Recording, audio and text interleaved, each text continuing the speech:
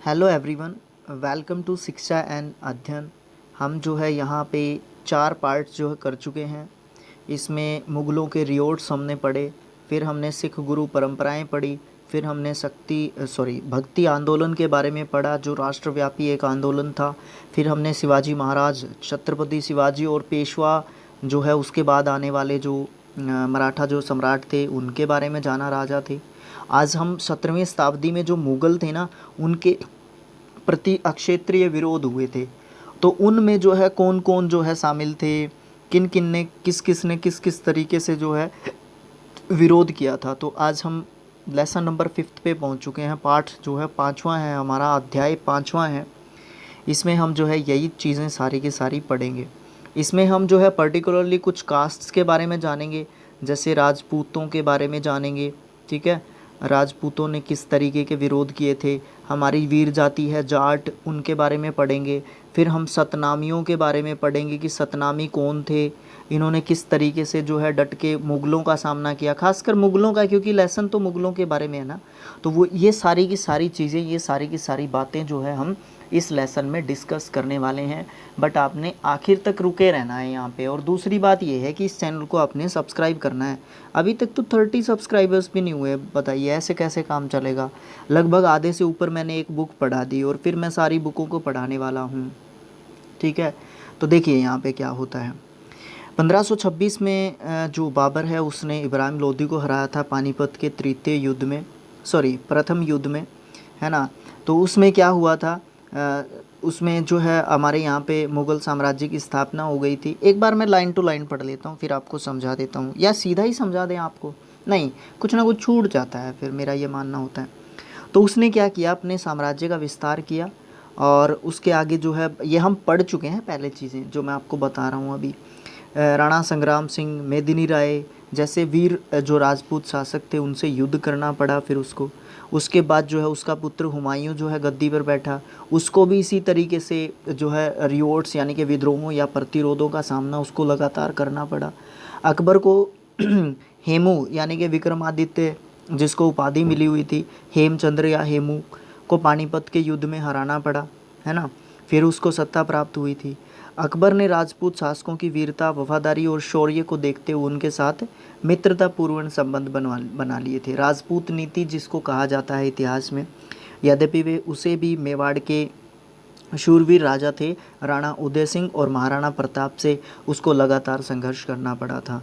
लेकिन दूसरे जो राजपूत राजा थे उन्होंने जो है अकबर की मित्रता को स्वीकार कर लिया था, यानी कि राजपूत नीति जो थी अकबर की उसमें विश्वास कर लिया था। जहांगीर और शाहजहां जो अगले मुग़ल सक्सेसर्स हुए हैं, उन्होंने भी अपने पूर्वजों से अकबर के राजपूतों की मित्रता की जो नीति थी उसको बनाए रखा। शाहजहां को बंदी बनाकर उसका पुत्र औरंगजेब राजगद्दी पर जब बैठा तो वो जो है औरंगजेब जो है कट्टर सुन्नी मुसलमान था, और उसने जो है हिंदुओं के प्रति है ना उसके मन में बिल्कुल घृणा रहती थी। वो बिल्कुल भी अच्छे तरीके से, अच्छे नज़रिए से बिल्कुल भी नहीं देखता था हिंदुओं को। ठीक है, कट्टर मुस्लिम था वो, मतलब उसके प्रति हिंदुओं के मन में कोरा जहर रहता था। लेकिन राजपूतों की वीरता और शौर्य का उसको जो है फिर भी भय जरूर रहता था, क्योंकि उसके पूर्वजों के प्रति वो चीज़ें जानता था, वो सारी घटनाएं जानता था, बट वो कट्टर मुस्लिम ज़रूर था। इस कारण से उसने क्या किया, आमेर के राजा थे राजा जयसिंह और जोधपुर के राजा थे जसवंत सिंह, उनके जीवित रहते अपनी धार्मिकता की जो कट्टर नीति थी ना उसको बिल्कुल भी प्रदर्शित नहीं किया। मतलब इतना ज़्यादा डर जो राजपूत थे, हमारे वीर राजपूत जो थे उनका जो है उनके अंदर रहता था। उसकी जो धार्मिक नीति थी उसके कारण राजपूत ही नहीं बल्कि खेती करने वाले, शारीरिक रूप से मजबूत जो हमारी वीर जाति है जाट, वो भी मैदान में उनके विरुद्ध आई थी। और यही नहीं, राम का नाम जपने वाले साधु सन्यासी वर्ग जो कि सतनामी थे या बैरागी थे, उन्होंने भी मुग़लों से कड़ी टक्कर ली। तो ये हमारी वीर जातियाँ, समाज हमारा मिलकर जो है मुग़लों के जो विद्रोह होते थे उनके खिलाफ़ करते थे। मतलब जो जुल्म होता था उनका, जो उनको गलत बात लगती थी या उनके रहन सहन में किसी भी तरीके का या उनके धर्म में किसी भी तरीके का जो इंटरफेरेंस रहता था मुग़लों का, मतलब वो इंटरवेंशन करते थे। मतलब क्या बोलते हैं उसको क्या करते थे, वो बाधा डालते थे, मतलब उनके धार्मिक जीवन में हिस्सा लेते थे एक तरीके से, तो वो तभी उनके खिलाफ खड़े हो जाते थे। किसी भी वर्ग को जब वो लोग टोकते थे, छेड़ते थे, तो वो लोग सभी इकट्ठे हो जाते थे। हमारे ये सारी जातियाँ, धर्म, हिंदू तो थे ही सारे। विश्व के उस समय के विशाल साम्राज्यों में से एक मुग़ल साम्राज्य को ईंट से ईंट बजा दी थी इन लोगों ने, और बाद में इतना कमज़ोर हो गया था ये इनके रियोट्स के कारण, बाद में इसका पतन होना निश्चित हो गया था। और फिर सीधा जो है उसके पतन के बाद जो है किसके हाथों में चली गई थी बागडोर, अंग्रेज़ों के हाथ में लगभग बागडोर जो है चली गई थी मुग़ल साम्राज्य के बाद, है ना। फिर क्या बोलते हैं, हम बात करते हैं इन वीर जातियों के बारे में। सबसे पहले राजपूतों के बारे में बात करते हैं। तो अरबी और तुर्क जो आक्रमणकारी थे, उनसे उनके आरंभ करने किए गए मतलब अरबी और तुर्की जो आक्रमणकारी थे, उन्होंने आक्रमण करने शुरू कर दिए थे हमारे देश पे, भारत पे, उत्तरी भारत पे खासकर। उत्तर और पश्चिमी भागों में क्षत्रियों ने इनका डटकर विरोध किया था। उन अक्षत्रियों में कौन शामिल था, हमारे राजपूत शामिल थे। आज इन अक्षत्रियों में से कुछ के लिए राजपूत यानी कि राजपुत्र शब्द का प्रयोग किया जाता है। इतिहासकारों का मानना है कि विदेशी आक्रमणकारी जो रहे, उनका सबसे संघर्ष जो उनका चलता रहा था, कब तक चलता रहा था, जब तक कि अक्षत्रिय उनके सामने रुके रहे थे। जैसे ही अक्षत्रिय जो राजा थे, अक्षत्रिय जो थे, उनकी संख्याओं में कमी आने लगी, तो विभिन्न जातियों के युवाओं ने साथ मिलकर अक्षत्रिय परंपरा को आगे बढ़ाने के लिए खुद को समर्पित कर दिया था उन आक्रमणकारियों के प्रति। वो चाहे अरबी थे, चाहे मुग़ल थे, चाहे तुर्क थे, चाहे कोई भी था, उनके आगे जो है अड़े। और ये विभिन्न जातियों से बना जो संगठन था, जो समूह था, उसको क्या नाम दिया गया, पर्टिकुलर एक नाम दिया गया, राजपूत। तभी तो राजपूत में आज बहुत सारी जातियों का संगम है, क्योंकि उस समय पर सारे संगठनों को एक राजपूत नाम दे दिया गया था, जो ये डटकर सामना कर रहे थे। इन्हें अग्निकुल या अग्निवंश के नाम से भी जाना जाता है। हम राणा सांगा और महाराणा प्रताप के विषय में पहले ही पढ़ चुके हैं। ऐसे ही अन्य एक योद्धा है जिनका नाम है दुर्गादास राठौड़। ये भी काफ़ी जो है लड़े थे। इनकी वीरता की कहानी आज हमें जानने को मिलेगी, क्योंकि हम महाराणा प्रताप के बारे में जानते हैं, राणा सांगा के बारे में जानते हैं, तो आज हम दुर्गादास राठौड़ के बारे में जानने की कोशिश करते हैं।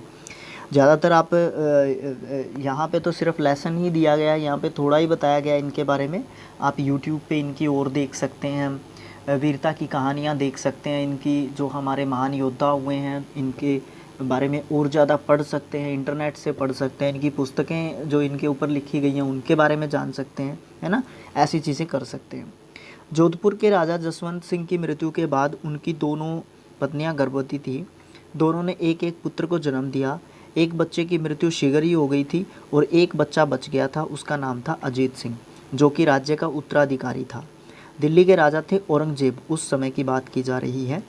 तो उसने जो है सत्ता को हथियाने के लिए इस बच्चे को और रानियों को बंधक बना लिया था, और अपने विश्वास पात्र बंदा था उसका विश्वास पात्र इंद्र सिंह, उसको मेवाड़ का या मारवाड़ का जो है क्या कर दिया था, शासक घोषित कर दिया था। इससे जो राजपूत है ना, वो अंग्रेज औरंगजेब से जो है क्या हो गए थे, एक तरीके से विमुख हो गए थे। और अजीत सिंह को जो है अपना उत्तराधिकारी स्वीकार करने के लिए उन्होंने औरंगजेब के सामने हाथ फैलाए, एक तरीके से ये कहा कि हमारा उत्तराधिकारी ये है, तो हम इसको ही राजा बनाएंगे हम अपने राज्य का। बट औरंगजेब ने उस चीज़ को, उस बात को मना कर दिया था, डिक्लाइन कर दिया था उस बात को। और वो चाहता था कि अजीत सिंह का पालन पोषण मुग़ल महल में हो, और ये शर्तें राजपूतों को बिल्कुल भी स्वीकार्य नहीं थी। क्यों? क्योंकि वो उसको मुस्लिम बना देता, क्यों? क्योंकि वो कट्टर मुस्लिम था। इसलिए जो राजपूत थे ना, वो जो है उसको मुग़ल महल में या मुग़ल लालन पालन में वो अपने बच्चे को रहने नहीं दे सकते थे। और ये है डाक टिकट है, ये एक भारत सरकार के द्वारा दुर्गादास राठौड़ जो है उनके नाम पर जारी किया गया था ये डाक टिकट, ठीक है। तो ये सम्मान के लिए होते हैं डाक टिकट जो जारी किए जाते हैं। उसके बाद क्या हुआ, इन राजपूतों में दुर्गादास राठौड़ भी थे, जो जसवंत सिंह के पुत्र थे, मंत्री के बेटे थे, सॉरी, एक्चुअली उनके पुत्र तो अजीत सिंह थे। तो उसके बाद क्या हुआ, उन्होंने निर्णय लिया कि वो रानियों और बच्चों को दिल्ली से बचा कर लेके आएंगे। दुर्गादास राठौड़ ने लिया था ये निर्णय, भले ही उनकी जान क्यों ना चली जाए। राजपूतों ने मुग़लों से दोनों रानियों और भावी राजा अजीत सिंह को मुक्त करवा लिया था। और उनका पीछा मुग़ल उनका पीछा करते रहे, लेकिन दुर्गादास और उनके जो साथी थे वो मुग़लों के हाथ बिल्कुल भी नहीं आए। तो औरंगज़ेब ने अपनी सेना मारवाड़ यानी कि जोधपुर भेज दी ताकि लूटपाट कर सके, और वहाँ के बहुत सारे मंदिरों को वहाँ पे तोड़ दिया गया था। इन्हीं दिनों औरंगज़ेब ने सारे क्षेत्र पर क्या कर दिया था, दोबारा से जजिया कर लगा दिया गया था। जो गैर हिंदू होते थे उनसे ये एक टैक्स लिया जाता था, ठीक है, ये जो है जजिया कर कहलाता था। दुर्गादास ने अपने साथियों के साथ मुगलों की सेना पर गुरिल्ला युद्ध प्रणाली, अब ये जानते हैं ना बच्चे आप लोग, इस गुरिल्ला युद्ध प्रणाली क्या होता है, इसमें छुपकर वार करते हैं। इसके अंतर्गत हमले करते रहते थे दुर्गादास और उसके साथी जो मुग़ल सेना है उसके ऊपर। और औरंगज़ेब ने मारवाड़ और मेवाड़ पर कब्जा करने के लिए अपने बेटे अकबर द्वितीय को भेज दिया था। तो लेकिन अकबर द्वितीय ने अपने पिता के विरुद्ध ही विद्रोह कर दिया था और मुग़ल सेना को मेवाड़ से पीछे इस कारण से हटना पड़ गया था। जिसके नेतृत्व में भेजा गया था उसी ने जो है विद्रोह कर दिया था, तो फिर मुग़ल सेना को जाहिर सी बात है पीछे हटना पड़ेगा। तो ये जो है दुर्गादास राठौड़ को बताया गया है, ये अपने घोड़े पे हैं। इस पिक्चर में क्लियर नहीं दिख रहा है, बट आप लोग, मैंने जैसा कि बताया कि आप लोग यूट्यूब पे सर्च करें, इनकी कहानियाँ देखें, इनकी वीरता देखें, तभी हम चार्ज अप हो पाएंगे बच्चे। तो क्या हुआ, वो जो है पीछे हट गए। फिर क्या हुआ, ये आंदोलन या ये विद्रोह बिल्कुल जो है असफल रहा था। जो अकबर द्वितीय ने जो युद्ध की दुर्गादास राठौड़ के साथ मिलकर जो विद्रोह कर दिया था ना औरंगज़ेब के खिलाफ, दुर्गादास राठौड़ और अकबर द्वितीय आपस में मित्र बन चुके थे और उन्होंने मिलके जो है औरंगज़ेब के खिलाफ विद्रोह कर दिया, और वो विद्रोह पूरी तरीके से असफल रहा। और दुर्गादास के साथ वो दोनों के दोनों दक्षिण में चले गए, दक्षिण भारत में चले गए। उसके बच्चे दुर्गादास के संरक्षण में थे जिन्हें औरंगज़ेब लेना चाहता था। इस व्यवस्था के कारण उसने दुर्गादास के साथ समझौता कर लिया और उसने पाया कि दुर्गादास ने अकबर द्वितीय के बच्चों को इस्लामी पद्धति से पढ़ने के लिए छोड़ दिया है, और वो दुर्गादास से बहुत प्रभावित हुआ। उसने दुर्गादास का सम्मान किया। और अजीत सिंह इसी दौरान युवा हो चुके थे और वो इतना योग्य हो गए थे कि शासन कर सकते थे, जो कि दुर्गादास का उद्देश्य था। 1707 में जैसे ही औरंगज़ेब की मृत्यु हुई तो मुग़ल साम्राज्य में अस्थिरता की भावना पैदा हो चुकी थी। वही उत्तराधिकार का जो दिल्ली की गद्दी के लिए गृह युद्ध आपस में लड़ना, सभी जो है युवराजों का आपस में लड़ना, इस अस्थिरता का लाभ उठाकर दुर्गादास ने जोधपुर रियासत से मुग़ल सेना को भगा दिया और अजीत सिंह को वहाँ का शासक घोषित कर दिया। उसके बाद जो है दुर्गादास ने मुग़लों के द्वारा जो भी मंदिर नष्ट किए गए थे, अपवित्र किए गए थे, उनको दोबारा से बनवाया, दोबारा से उनका पुनर्निर्माण करवाया। उसके बाद वो उज्जैन में जो महाकाल के दर्शन करने के लिए गए और वहाँ पर दुर्गादास राठौड़ की जो है मृत्यु हो गई। दुर्गादास राठौड़ का जीवन ऐसे राष्ट्रभक्त का है जिसने अंत शुद्धिकरण से सफलता पूर्वक अपने कर्तव्यों को निभाया। सबसे पहली बात क्या थी, देखिए एक सोच का पता चलता है प्यारे बच्चों हमें इस चीज़ से। देखिए जो दुर्गादास राठौड़ थे उनके संरक्षण में जो अकबर द्वितीय था उनके बच्चे थे, और औरंगज़ेब उन बच्चों को अपने पास लेके आना चाहता था जो कि दुर्गादास राठौड़ के संरक्षण में थे। लेकिन जैसे ही औरंगज़ेब को ये पता चलता है कि दुर्गादास राठौड़ जो है अकबर के बच्चों को इस्लामिक पद्धति से ही पढ़ा रहा है, तो औरंगज़ेब जो है ना इस बात से बहुत खुश होता है, इसलिए उसको वो सम्मान भी देता है कि देखिए मज़हब धर्म ये सब हमें लड़ना नहीं सिखाते हैं। सभी धर्मों का, सभी मज़हबों का सिर्फ एक ही मतलब है कि हम जो पाक पवित्र ज़िंदगी हम जिएं, एक अच्छा जीवन हमारे पास हो, ये मतलब ये असली उद्देश्य होता है।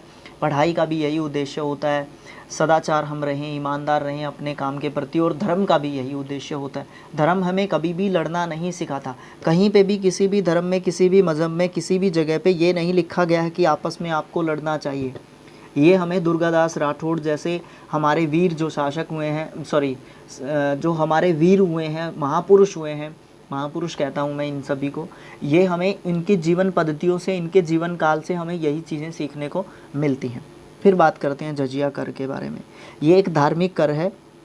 इसको राज्य में रहने वाली जो मुस्लिम गैर जनता होती थी उससे वसूल किया जाता था। इस्लाम राज्य में केवल मुसलमानों को ही रहने की अनुमति थी, और यदि दूसरे अन्य व्यक्तियों को उस राज्य में रहना है तो उनको ये कर, जजिया कर देना पड़ता था। तो ये जजिया कर होता था। ऐसा ही नहीं है कि राजपूतों ने केवल रणभूमि में ही कौशल दिखाए हों। उनको जब भी अवसर मिला, जिस भी क्षेत्र में उनको अवसर मिला, वहाँ पे उन्होंने अपने जो है झंडे गाड़े हैं। अब आप ये चीज़ें पढ़ेंगे कि राजपूतों ने क्या क्या किया है। वैदिक संस्कृति और ज्ञान विज्ञान को भी बचाने में और उसका प्रसार करने में बहुत सारे प्रयास जो है हमारे राजपूत भाइयों की तरफ से किए गए हैं। इसका एक उदाहरण हमें जयपुर के कछवाहा शासक सवाई जय सिंह के रूप में मिलता है। इन्होंने जयपुर शहर का निर्माण करवाया था, जिसको आप पिंक सिटी के नाम से जानते हैं, जो कि आज राजधानी है राजस्थान की। इस नगर की रूपरेखा एक बंगाली विद्वान थे जिनका नाम विद्याधर भट्टाचार्य थे। उसने वास्तुशास्त्र और शिल्प शास्त्र के नियमों के अनुसार बनाई थी। जयपुर की रचना किसने की थी, किसने करवाई थी, वास्तुकार कौन था, वो कहाँ का था, क्या उसका नाम था, ये सब चीज़ें एक एक नंबर में हमसे पूछी जाती हैं। कॉम्पिटिटिव एग्ज़ाम्स में इनका बहुत ज़्यादा वैल्यू रहता है। फिर क्या हुआ, जयपुर से पहले कछवाहा शासकों की राजधानी क्या होती थी, आमेर होती थी। जयपुर का निर्माण करके उसको नई राजधानी जो है बनाया था कछवाहा शासकों ने। यहाँ पे जयपुर में एक वैधशाला यानी कि जंतर मंत्र, यहाँ पे मैं जाके आ चुका हूँ। मैंने यहाँ पे कोई व्लॉग नहीं बनाया, कुछ वीडियो नहीं बनाए, क्योंकि स्कूल में थे उस समय पर। टीचर के एज अ रिस्पॉन्सिबल पर्सन आप जा रहे हैं तो आप इस तरीके की चीज़ें नहीं कर सकते थे। तो यहाँ पे गए हुए थे, मैं यहाँ पे भी खड़ा हुआ था, यहाँ पे भी देखा था हमने, यहाँ पे भी देखा था, ये भी देखा था, सब चीज़ें मतलब देखी थी जैसे मैं इनको देखता हूँ। तो देखिए, सवाई जय सिंह को लगता था कि भारत के लोगों को खगोल विद्या का ज्ञान भी होना चाहिए, इसलिए उन्होंने भारतीय खगोल शास्त्र के आधार पर 5 खगोलीय वेधशालाओं का निर्माण करवाया था। यानी कि हमारे देश में राजा सवाई जय सिंह ने 5 जंतर मंत्र बनाए थे। ये 5 जंतर मंत्र कहाँ कहाँ पे हैं ये भी आपको जानने को मिलेगा। उन्हें आज के समय पर जंतर मंत्र कहा जाता है, लेकिन इनका वास्तविक जो नाम होता था वो यंत्र मंत्र होता था। यंत्र का मतलब होता है वैज्ञानिक उपकरण और मंत्र का मतलब होता है गणना या फिर परामर्श। तो ये अद्भुत यंत्र जयपुर, दिल्ली, काशी, मथुरा और उज्जैन में बनाए गए थे। तो 5 जंतर मंत्र हैं, किसके द्वारा बनाए गए थे, कहाँ कहाँ पे बनाए गए थे। इनमें से जयपुर, मथुरा, काशी के यंत्र आज भी उपयोग में हैं। आपको जानकर आश्चर्य होगा बच्चों कि आज भी ये बिल्कुल सही समय बताते हैं। चंद्र ग्रहण, सूर्य ग्रहण, सभी भविष्यवाणी करने के लिए आज भी उपयोग में लाए जा सकते हैं। इतना ही नहीं, इनकी सहायता से सौरमंडल के अन्य ग्रहों का भी अध्ययन हमें करने को मिलता है। तो देखिए किस समय पर चीज़ें बनवाई गई थी और कैसी कैसी चीज़ें थी, कितना जो है खगोल का राजपूतों को ज्ञान था, है ना। ये सब चीज़ें जो है हमें, जब हम इनके बारे में पढ़ते हैं, जानते हैं, सुनते हैं, तभी हमें इन चीज़ों का पता चलता है। फिर बात करते हैं राजपूत स्त्रियों की। राजपूत स्त्रियों का या महिलाओं का कैरेक्टर कैसा होता था, चरित्र कैसा होता था, इसको समझने के लिए हम राजा जसवंत सिंह के जीवन की एक घटना का उदाहरण लेते हैं, जिसमें राजा जसवंत सिंह दारा शिकोह के समर्थन में, दारा शिकोह जो है मुग़ल था, जिसमें मुग़ल जो है योद्धा था, एक योद्धा क्या कहूँ मैं इसको, एक युवराज कहता हूँ, दारा शिकोह था। और ये जो है दारा शिकोह के समर्थन में औरंगज़ेब के साथ युद्ध कर रहे थे, ठीक है।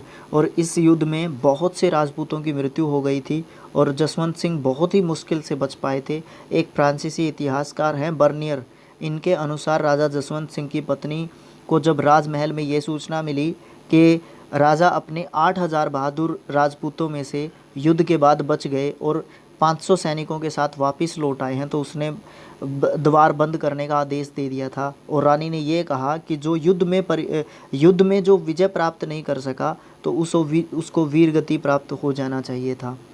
उसके बाद उन्होंने क्रोध में आते हुए कहा कि मेरी चिता की तैयारी करो, मैं अग्नि समाधि ले लूँगी। मेरे साथ बहुत बड़ा धोखा हुआ है, मेरा पति मर चुका है, इसके अतिरिक्त और कुछ नहीं हो सकता। इतना कहकर वह गहरे सदमे में चली गई और अगले 8-9 महीने तक इसी स्थिति में रही थी, सदमे में रही थी, बेसुध रही थी। और फिर उसने अपने पति को देखने व मिलने से इनकार कर दिया था। इतने में ही वहाँ रानी की माँ आ गई और उसने अपनी बेटी के क्रोध को शांत करने के लिए ये कहा कि जैसे कि राजा जो है थक गए हैं, इसलिए वो वापस आ गए हैं, जैसे ही थकान दूर हो जाएगी वो जो है वापस से लड़ने के लिए चले जाएंगे। ये बात कह के उसको शांत करवाया था, उसके गुस्से को शांत करवाया था, जो रानी राजा को देखने तक के लिए तैयार नहीं थी। तो एक नई सेना लेकर औरंगज़ेब पर आक्रमण करने के लिए वो जो है जाएगा और अपना सम्मान प्राप्त कर लेगा। इस घटना से आप क्या समझते हैं?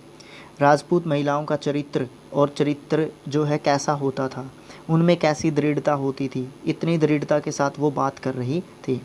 यहाँ पे एक चीज़ है जौहर। जौहर राजपूतों में प्रचलित एक प्रथा होती थी जिसमें अपने राज्य या गढ़ की पराजय या शत्रु की विजय जब होती थी या निश्चित हो जाती थी तो अपमान से बचने के लिए राजपूत स्त्रियां क्या करती थी, एक विशाल चिता में अपने आप को सामूहिक रूप से आत्मदाह कर लेती थी। मतलब अपने आप को मार लेती थी, लेकिन किसी का जो है एहसान, मतलब किसी से हाथ नहीं लगवाती थी। ये मतलब राजपूत स्त्रियों की जो है स्थिति के बारे में आप जान सकते हैं। एक अंग्रेजी इतिहासकार हुए हैं कर्नल टोड, राजपूत महिलाओं के बारे में लिखते हैं कि राजपूत महिलाएं बहुत ही चरित्रवान, परिवार के लिए समर्पित, स्नेह करने वाली, परिवार का संचालन करने वाली, पति के साथ युद्ध और खेलों में भागीदारी लेने वाली, कायरों से घृणा करने वाली, सामाजिक और घरेलू कार्यों में प्रभावशाली भूमिका निभाने वाली स्त्रियां होती थी। ऐसा कर्नल टोड ने बताया था, जो कि एक हिस्ट्रियन है, इंग्लिश हिस्ट्रियन है, ब्रिटिश हिस्ट्रियन है। तुर्कों और मुगलों के साथ युद्ध के नियम राजपूतों के नियम के विपरीत थे बिल्कुल। जहाँ पे राजपूत ये मानते थे कि निहत्थे साधारण नागरिकों, वृद्धों, महिलाओं पर किसी भी प्रकार का अत्याचार नहीं होना चाहिए, इसके विपरीत अरब या तुर्क जो मुग़ल होते थे वो महिलाओं को पकड़कर उनके साथ बुरा व्यवहार करते थे। जब कभी ऐसी स्थिति आती थी तो राजपूतों के दुर्ग को घेर लिया जाता था और बचने की कोई आशा नहीं होती थी, तो अंतिम जो सभी पुरुष होते थे अंतिम युद्ध लड़ने के लिए निकल जाते थे और पीछे बच गई जो महिलाएं होती थी अपना सम्मान बचाने के लिए वो जौहर कर लेती थी। जौहर मैंने आपको बताया कि सारी स्त्रियां सामूहिक रूप से आत्मदाह कर लेती थी इकट्ठी। इस प्रकार के युद्ध को साका कहते थे, साका, और इसका मतलब होता था विजय अथवा मृत्यु, या तो मर जाओ या फिर जीत के आओ। बस एक ही मतलब हथियार होता था, लास्ट मोमेंट पे एक ही चीज़ चलती थी, सिर्फ़ और सिर्फ जौहर जो है, या तो उनको जौहर ही मिलेगा या उनको शौहर ही मिलेगा। ठीक है, अब हमारी वीर जाति आती है जाट। जाट जो है मध्य काल में दिल्ली के आसपास मथुरा, आगरा, पश्चिमी उत्तर प्रदेश, राजस्थान, हरियाणा, पंजाब आदि जगहों पे निवास करते थे। इनका मुख्य व्यवसाय आज भी वही है, पहले भी वही होता था, कृषि करना होता था। बट शरीर से बलिष्ठ होते थे, शौर्य से परिपूर्ण लोग होते थे, आज भी हैं। इन्होंने महमूद गजनवी, राजपूत भी हमारे आज भी ऐसे ही हैं, हमारी सारी जातियां ऐसी ही हैं। सारे हमारे धर्म में थोड़ा सा ऊंच नीच आ जाती है, अकॉर्डिंग टू टाइम थोड़ा सा धर्म में इधर उधर हो रहा है, बट हमारा जो मूल स्वभाव है हमारी जातियों का, हमारे धर्मों का, वो नहीं बदल रहा है। मतलब चेंज आ रहे हैं समाज के अकॉर्डिंग, समय के अकॉर्डिंग जो है चेंज आ रहे हैं, बट मेन जो स्वभाव है, मेन जो चीज़ है वो बिल्कुल भी बदल नहीं रही है। तो इन्होंने महमूद गजनवी और उसके उत्तराधिकारियों से लोहा लिया था। ये स्वभाव से स्वतंत्र लोग थे। मैं थे में इसलिए बोल रहा हूँ क्योंकि पास्ट में चल रहा है, टेंस भी, मतलब जो लैंग्वेज है ना उसके अकॉर्डिंग मैं बात कर रहा हूँ। ठीक है, थे में मतलब कोई भी मेरा दोस्त, मेरा भाई, मेरा बच्चा, कोई भी इसको गलत मत समझे। इनके गांव स्वतंत्र गणतंत्र की भांति कार्य करते थे। ये किसी राजा की कुछ नहीं मानते थे। सल्तनत कालीन जो शासक होते थे, ज़्यादातर मुग़ल शासक भी इनके स्वतंत्र और न्यायप्रिय स्वभाव से जानते थे, इससे अवगत थे। उन्होंने इनके गाँव में कभी भी हस्तक्षेप नहीं किया, उनकी स्वतंत्रता को बनाए रखा हमेशा कि आप स्वतंत्र राज्य की तरह रहें। मुग़ल सम्राट अकबर ने 2 आदेश जारी करके इनकी आंतरिक स्वतंत्रता, पंचायती खापों को मान्यता दे दी और उनके धार्मिक जो रीति रिवाज होते थे, मान्यता होती थी, उनको पूरी स्वतंत्रता दे रखी थी। अकबर तो वैसे भी जो है कभी भी किसी को भी परेशान नहीं करता था। इस चीज़ से इनके शासन में भी काफ़ी विश्वास पैदा हुआ था कि हमारी इतना बड़ा राजा भी हमारी इतनी मानता है तो हमारे अंदर कुछ है, ताकि आपको इससे इंस्पायरेशन मिलती है इस बात से कि आपकी जो चीज़ें हैं, आपके साथ कोई छेड़खानी नहीं हो रही है, बाकी दूसरी जगहों पे छेड़खानी हो रही है। इसका मतलब क्या है, उन लोगों में कमी हो सकती है, कुछ ना कुछ उनकी वीरता में कमी हो सकती है, संगठन में कमी हो सकती है, आपसी फूट हो सकती है, कोई इस तरीके की चीज़ें हो सकती हैं। फिर क्या हुआ, अकबर की भांति सौहार्द और शांति की इस नीति को शाहजहां और जहांगीर ने भी जारी रखा।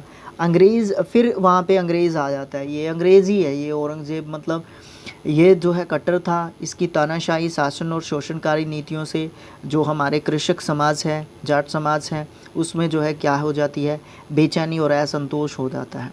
शीघ्र ही वो गोकुल नाम के एक जाट जमींदार थे, उसके नेतृत्व में एकजुट होने लग जाते हैं। मथुरा या आगरा इसके आसपास जो जाट थे वो सभी उसके नेतृत्व में, गोकुल जो थे उनके नेतृत्व में इकट्ठे हो जाते हैं और औरंगज़ेब के अत्याचारों के खिलाफ 1669 में एक विद्रोह कर देते हैं। इस विद्रोह को दबा दिया गया था और गोकुल जो है शहीद हो गए थे इसमें।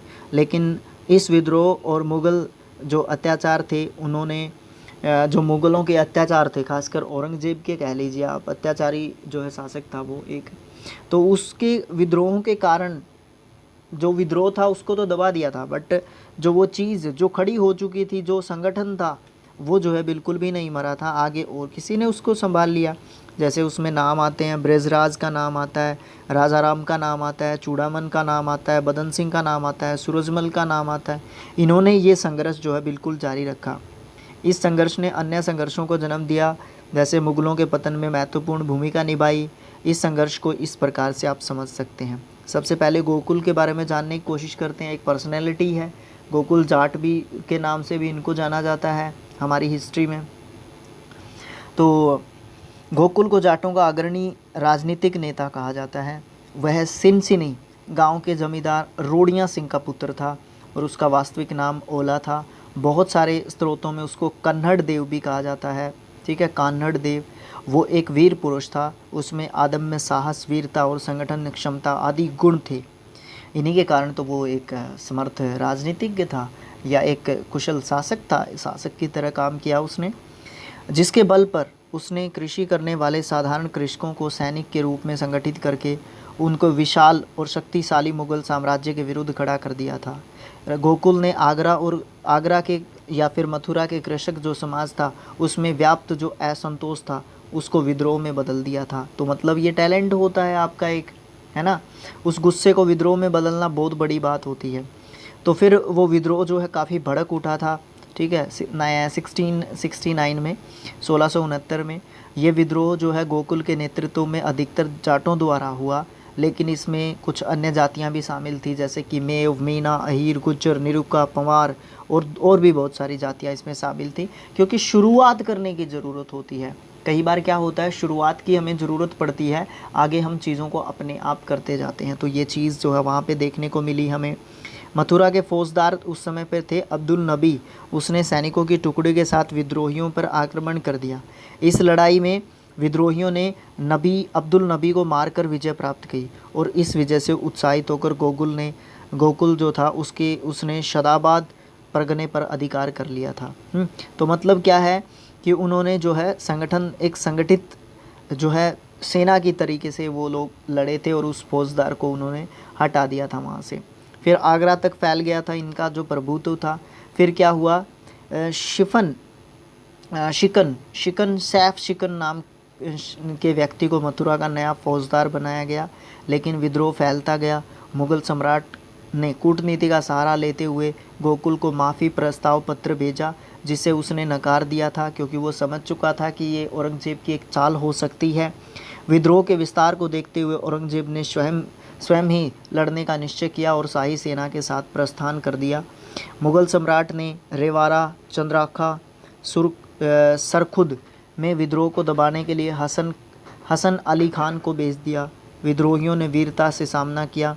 300 विद्रोही मारे गए और 250 महिला पुरुष विद्रोहियों को बंदी बनाकर हसन अली खान औरंगज़ेब के पास पहुंचा। औरंगज़ेब बहुत खुश हुआ इस बात से। उसने सैफ शिकन खान की जगह पे हसन अली खान को मथुरा का फौजदार बनाया। हसन अली खान 5000 विशेष सिपाहियों की सेना और 25 तोपों के साथ विद्रोहियों से निपटने के लिए चला। दूसरी ओर गोकुल के नेतृत्व में 2000 किसान, इसमें जाट भी शामिल थे, इसमें दूसरे भी शामिल थे, वो इकट्ठा हो गए थे। एक तरफ अनुशासित, प्रशिक्षित, अस्त्र शस्त्रों से सुसज्जित सेना थी और दूसरी तरफ किसानों की अप्रशिक्षित सेना या टोली थी। उनको क्या पता, उनको प्रशिक्षण तो प्राप्त था नहीं, वो कोई सैनिक थोड़ी ना थे, वो तो आमजन थे। वो तो गोकुल के नेतृत्व में इकट्ठे हो गए थे सारे लड़ने के लिए साथ में। तो गोकुल के नेतृत्व में वीरता से लड़े सब के सब लोग। और तोपखाने के कारण, तोपखाना जो है इंट्रोड्यूस किया गया था पानीपत के युद्ध में, ठीक है, पानीपत के युद्ध में बाबर ने इंट्रोड्यूस किया था तोपखाने को सबसे पहली बार। ये भी क्वेश्चन कई बार पूछा जाता है। ठीक है। तो उसके सामने वो टिक नहीं पाए, तो 3 दिन बाद जो है मुग़लों को सफलता मिली। इस युद्ध में 4000 सैनिक मारे गए थे मुग़लों के, और गोकुल के समर्थक जो थे वो 5000 मारे गए थे। तो गोकुल के इस मतलब गोकुल को उसके ताऊ जी थे, उनके ताऊ उदय सिंह, ठीक है, उदय सिंह सिंधी, और 7000 किसानों के साथ जो है वो मुग़ल सेनापति को बंदी जो है उन्होंने बना लिया था। तो मतलब ऊर्जा एक अंदर से जो है ना वो चीज़ निकल के आई थी उन लोगों की कि हमने लड़ना है तो लड़ना है, बात ख़त्म, इससे ज़्यादा हम कुछ नहीं जानते। तो किसानों के प्रतिरोध का कारण क्या था? बहुत सारी चीज़ें थी। औरंगज़ेब की गलत नीतियाँ थी।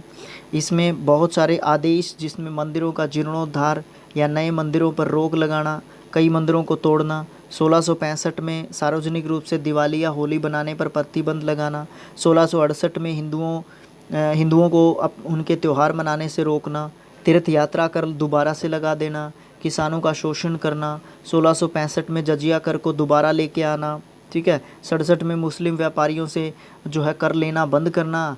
लेकिन 1665 में ऐसी घटना हुई थी कि भारतीय हिंदू जो व्यापारी थे उनसे 5 गुना लिया जाता था कर, और जो मुस्लिम व्यापारी होते थे उनसे 2.5% कर लिया जाता था, हैं। तो ये चीज़ें भी जो है बहुत मतलब परेशान करती हैं।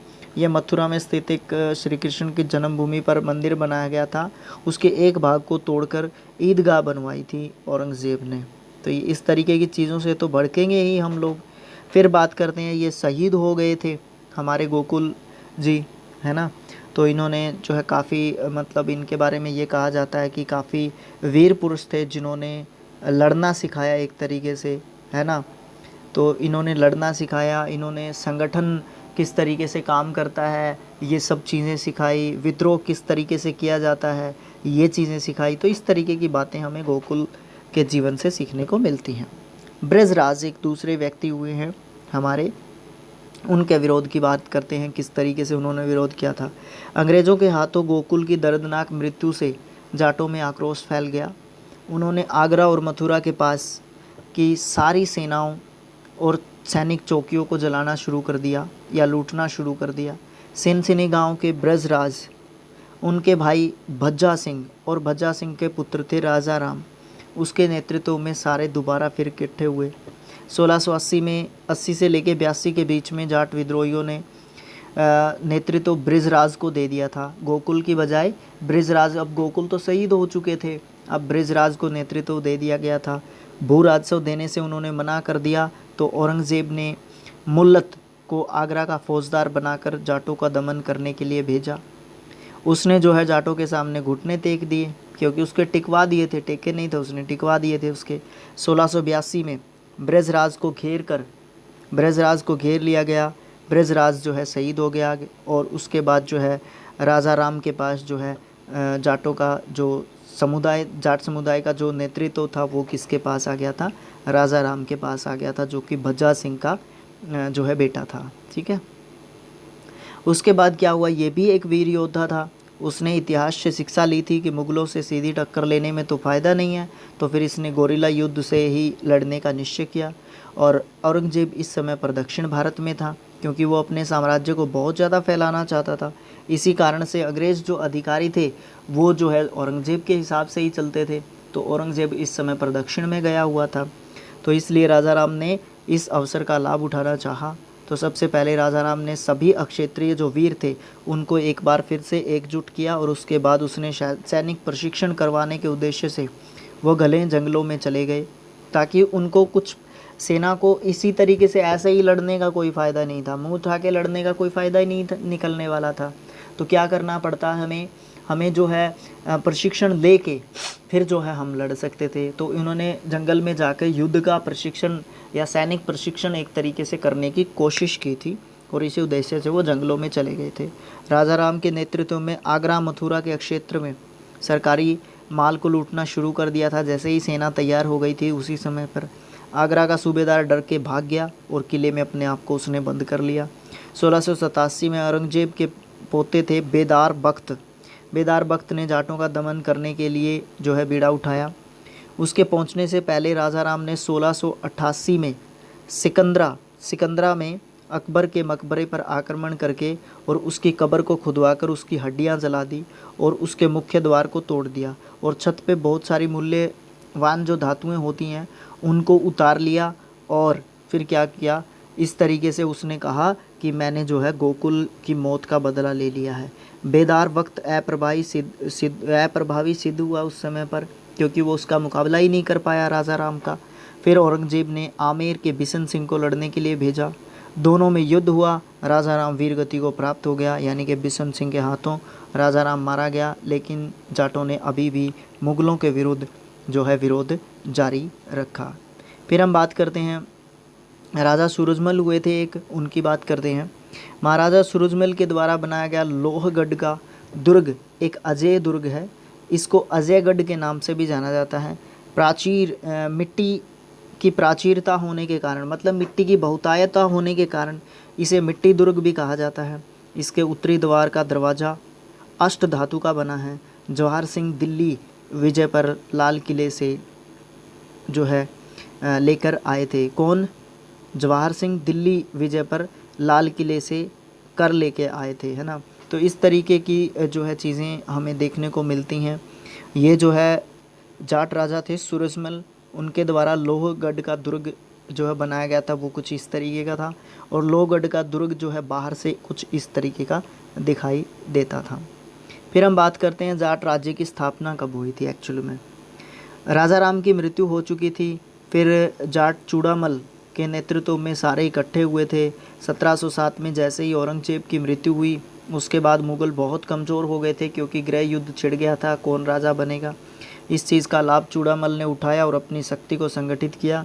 इस समय पर जाटों का सर्वमान्य नेता जो है कौन था? चूड़ामल था।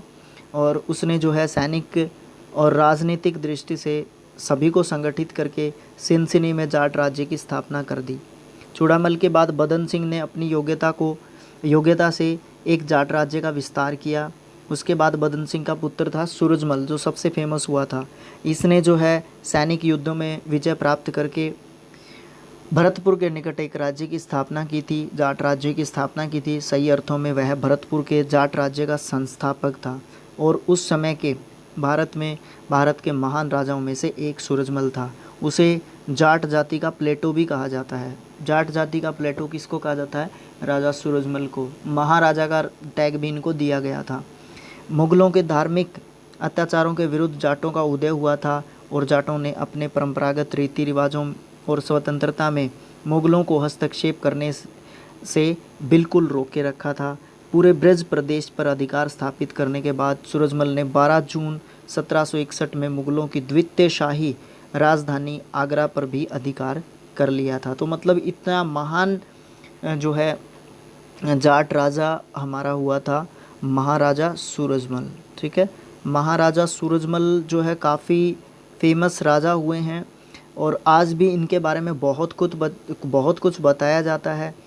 ठीक है, और ये एक हिंदू राजा थे। हिंदू राजा होना भी बहुत बड़ी बात थी उस समय पर, है ना।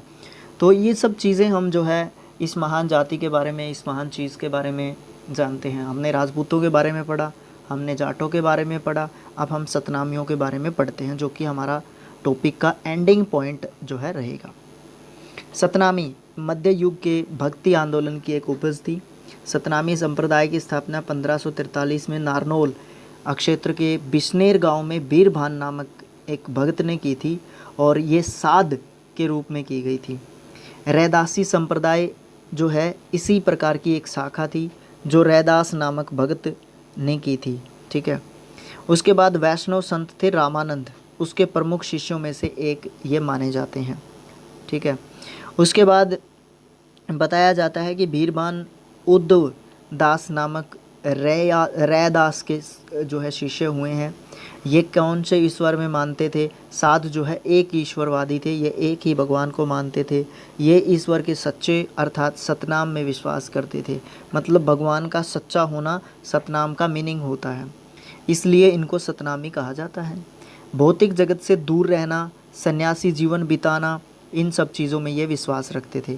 इसमें नारनौल के आसपास की जो जातियां थी, जैसे अहीर हो गए, सुनार हो गए, खाती हो गए, दलित हो गए, और भी बहुत सारे छोटे मोटे व्यवसाय करने वाले छोटे खेतीहर किसान हो गए, इसमें सभी जातियों के लोग शामिल थे और जो इस तरीके का जीवन व्यतीत करते थे उनको जो है सतनामी एक टैग दे दिया गया था। ये पर्टिकुलर कोई जाति नहीं थी, ठीक है।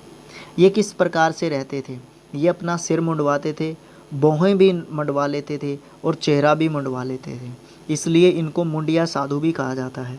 खाफ़ी खां नाम का समकालीन एक इतिहासकार हुआ है, उसने अपनी पुस्तक मुंतखाब उल लुबाब, ये पुस्तक थी किसकी किसकी पुस्तक थी? खाफ़ी खान की पुस्तक थी। इसमें लिखा कि यद्यपि ये लोग फ़कीरों की तरह रहते हैं किंतु इनमें से अधिकतर तो खेतीबाड़ी करते हैं और कुछ छोटे मोटे व्यवसाय करते हैं। अपने संगठन के सिद्धांतों के अनुसार ये लोग सच्चे नाम के साथ जीना चाहते हैं और कोई भी बेईमानी या अन्याय से धन नहीं कमाते हैं, क्योंकि वैसे ही साधु संत महात्मा की तरह जीवन व्यतीत करते थे ये लोग, तो ये किससे बेईमानी करेंगे? किसी से कोई बेईमानी करने का ये सोचते भी नहीं थे। यद्यपि यदि ये इन लोगों को कोई भी इनके ऊपर अत्याचार करता था, ये उसको बर्दाश्त बिल्कुल भी नहीं करते थे। इनमें से अधिकतर लोग हमेशा हथियारों से सुसज्जित भी रहते थे, हालांकि संत थे लेकिन फिर भी हथियार से सुसज्जित रहते थे ये लोग, ठीक है। तो ये इस तरीके की चीज़ें जो है हमें देखने को मिलती हैं। मेवात और नारनौल के आसपास जो है सतनामियों का निवास था, मुख्य निवास स्थान था। इनकी संख्या उस समय लगभग 4 से 5 हज़ार के आसपास थी, बहुत कम थी। मतलब अकबर और जहांगीर के साथ सतनामी लोग अपने अपने गाँव में शांति से कृषि करते हुए अपना जीवन व्यतीत कर रहे थे। लेकिन जैसे ही औरंगजेब आता है, औरंगजेब ने सबके साथ पंगे लिए और टिका किसी के साथ भी नहीं। हालांकि मानते हैं कि वो एक मतलब बहुत बड़ी सल्तनत का एक राजा था, मुग़ल साम्राज्य का राजा था, एक विशाल साम्राज्य का राजा था, इसीलिए उसका इतना ज़्यादा चल गया। अगर वो छोटी मोटी जगह का राजा होता तो उसको मार देते कभी का, ठीक है। तो इस तरीके की चीज़ें होती थी। तो उस समय पर राजस्व अधिकारियों के अन्याय के खिलाफ 1672 में नारनौल के क्षेत्र में गाँव के सतनामियों ने विद्रोह कर दिया था और ये विद्रोह बढ़ता गया। एक बंदा था सरकारी प्यादा, और ये प्यादा जो था सरकारी, ये जो कर वसूल कर रहा था, इसके साथ एक किसान का झगड़ा हो गया और उसने क्या कर दिया, उस किसान के सिर पे लाठी मार दी। और फिर शोर हुआ, बहुत सारे लोग इकट्ठे हुए, उसमें सतनामी भी थे, उसमें मुग़ल भी थे, सॉरी उसमें क्या बोलते हैं उनको, मुस्लिम भी थे, उसमें सतनामी भी थे, उसमें सब थे।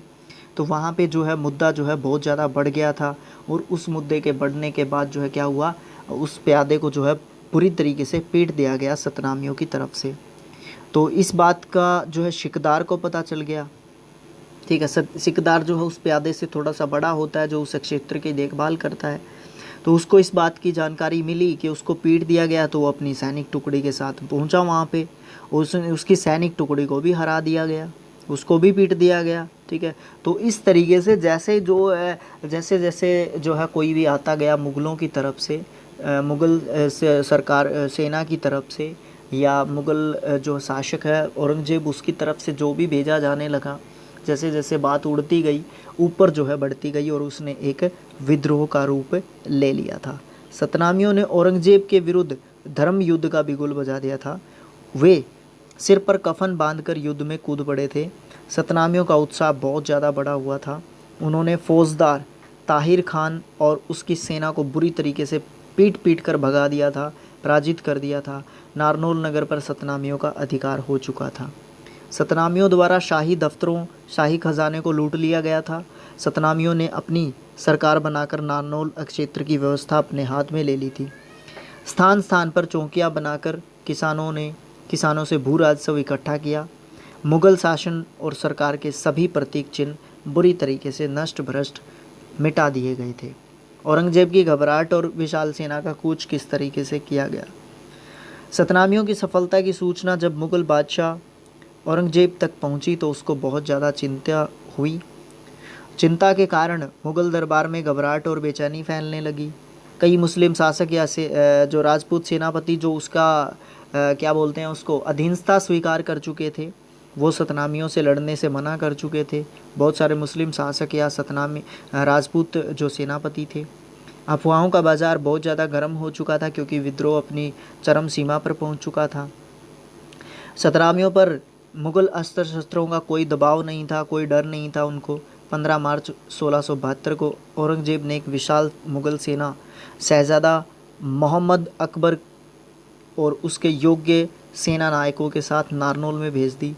लेकिन सतनामियों के मंत्र और बहादुरी की बातें सुनकर वो जो अकबर था और उसके शाही सेना थी वो जो है भाग गए थे, वो डर गए थे, हाथ पैर फूल गए थे, मतलब बहुत ज़्यादा डर गए थे।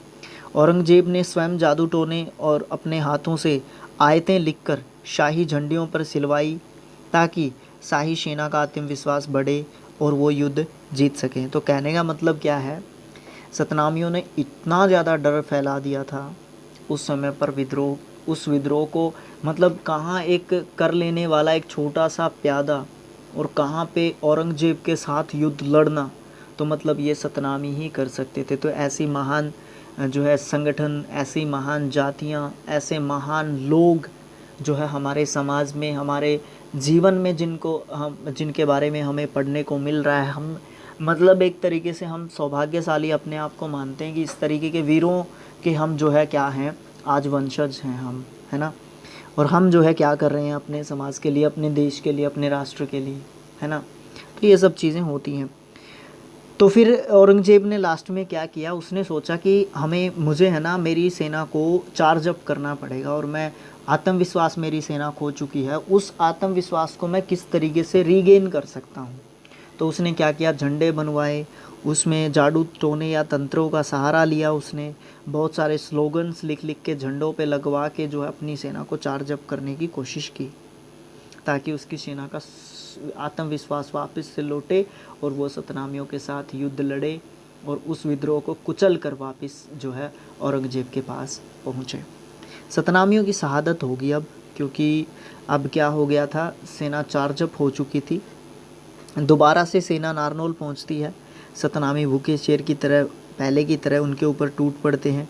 एक विशाल प्रशिक्षित अस्त्र शस्त्रों से सुसज्जित मुग़ल सेना दूसरी ओर 5000 की संख्या में सिर मुड़वाए सतनामी।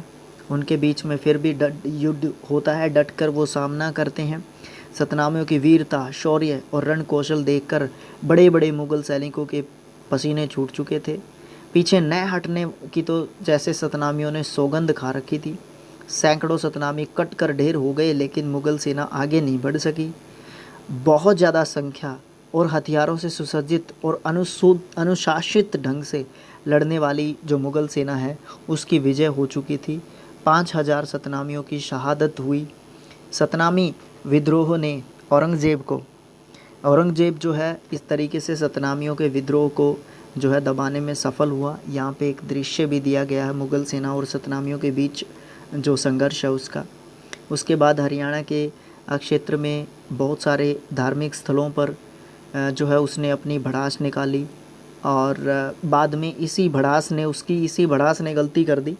तो सतनामियों की, जाटों की, राजपूतों की मंदिरों को नष्ट भ्रष्ट करना और यहाँ से लूटपाट करना, खासकर हरियाणा से लूटपाट करना उसे बहुत महंगा पड़ा। ठीक है, तो मेरा जो राज्य है बहुत ख़तरनाक है भाई, इसकी टक्कर मतलब बहुत मुश्किल है, मतलब हम लोगों के साथ लड़ना। मतलब इतना प्रशिक्षण नहीं होता हमारे पास, बट बलिष्ठ होते हैं हम लोग, ऐसे मतलब किसी को जाने नहीं देंगे।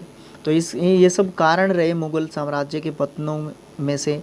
ठीक है, इस तरीके से हमारा लेसन नंबर 5 भी कंप्लीट हो जाता है। ये एक्सरसाइज के साथ आपको PDF मिल जाएगा। और ये अपना चैनल है स्किल IQ एजुकेशन। यूट्यूब पे इसको सब्सक्राइब करें, ठीक है, और यूट्यूब पे इसको सब्सक्राइब करें और टेलीग्राम पे इसको ज्वाइन करें, ठीक है।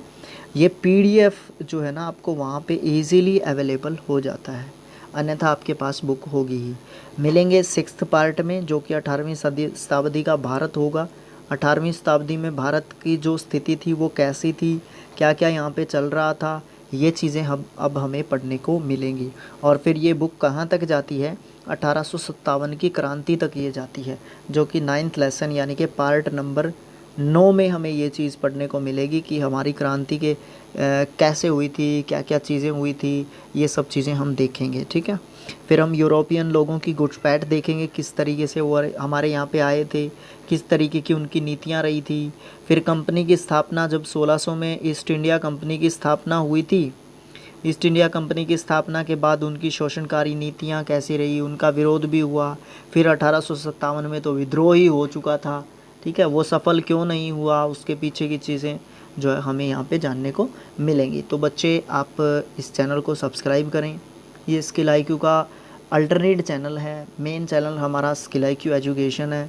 अल्टरनेट चैनल रखना एक मजबूरी मान सकते हैं आप, या फिर आप ये मान सकते हैं कि हम इस चैनल को डेडिकेट कर रहे हैं सिर्फ बच्चों को, और उस चैनल को डेडिकेट कर रहे हैं हम कॉम्पिटिटिव एग्ज़ाम्स वाले बच्चों को, ठीक है। तो 8th क्लास की जो ये हिस्ट्री है इसको कंप्लीट कर देंगे हम।